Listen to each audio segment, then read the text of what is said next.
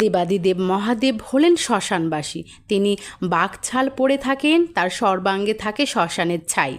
ষাঁড়ে চেপে তিনি সব জায়গায় ঘুরে বেড়ান। সর্বত্যাগী এই দেবতার গলায় থাকে সাপ।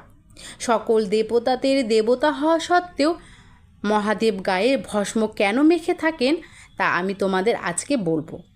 শিব পুরাণের ৩য় অধ্যায়ে দেবাদিদেবের ভস্ম মাখার কারণ বিশদে বর্ণনা করা আছে।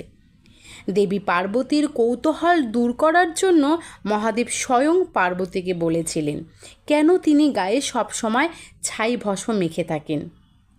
দেবাদিদেব মহাদেব বলেছিলেন বহুকাল পূর্বে একজন মহান ব্রাহ্মণ ছিলেন।